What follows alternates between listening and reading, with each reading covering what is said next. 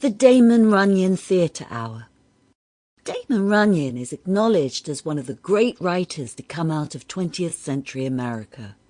Runyon's short stories are almost always told in the first person by a narrator who is never named and whose role is unclear. He knows many gangsters and has no job that can be gleaned from his musings, nor does he admit to any criminal involvement. He is a bystander, an observer, an average street-corner Joe. Runyon described himself as being known to one and all as a guy who is just around. That line seems to say a lot about Runyon and his life. It was like you were with him on some street corner hustle or some shady dive, and he was filling you in on all the angles, all the gossip, all of life. He was who so many people wanted to be with, or so many people wanted to be.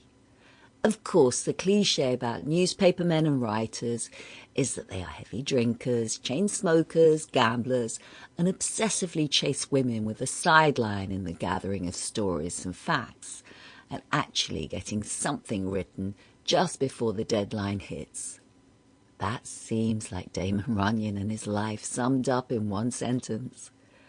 His stories became legendary ways of looking that bit differently at America, of soaking up the atmosphere of a glamorous and rip-roaring age and distilling it into black and white type, or in our case, the Damon Runyon Theatre Hour.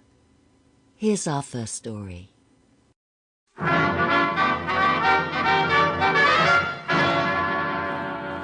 The Damon Runyon Theatre.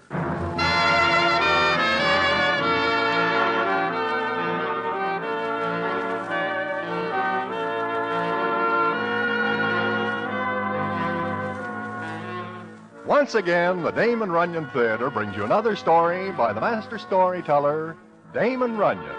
And this one, that ever-lovin' wife of Hymies. And to tell it to you, here is Broadway. Thanks. Well, it is of a racing season at Hialeah in Florida, and I am there because of singing. At this time, I am wondering how to put together a few bobs to get me back to New York, which being my home, I wish to return to. But due to the unfriendly attitude of some Gigi's who do not cooperate, I find myself wandering around with no more loose change than two $10 notes. I am walking up a little street when suddenly I hear the following. Mahogany, you have got to eat it. It is not hay, but it will have to do. Come on, now, eat it. Mahogany, try it. Look, I will taste it. You will see how good it is. See? Jaime, do I hear right? Is that you? Oh, Broadway. Well, come in. I think I recognize your voice. It is me. I see. I do not know you are in Hialeah. Since this morning. And what is that? What? That. Oh, a horse. Oh? His name is Mahogany. I pick him up for $100. Put him down again. He is a good horse. But what are you doing with him in the garage? I am keeping him here until I enter him in a race. I see. By the way, how does it happen I do not see you around? I am staying at the hotel. Oh, I am not staying at any hotel. No? Where do you sleep? Here. Here? In the garage? It is not so bad once you get used to the floor. But what about Lasses, Jaime, your ever-loving wife? She is here with me. She likes garages? Oh, I put her up at the hotel in a suite. She could never bear to stay here. I see. And that reminds me, she calls me this morning. She tells me she needs a 10-spot for expenses. Well, I will be seeing you. So long, Jaime. Maybe you have got a tenner, Broadway? Let us not play guessing games. So long. I got to have a tenner for Lasses. You know how nervous she gets when there is no dough in a kick. I do.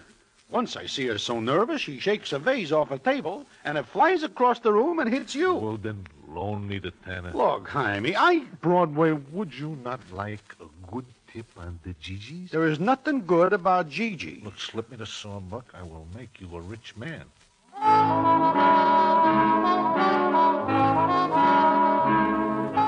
So I am done for. But I am willing to listen to reason, especially since Jaime tells me he has got something good. But what that is and how it turns out is something I will tell you in a minute.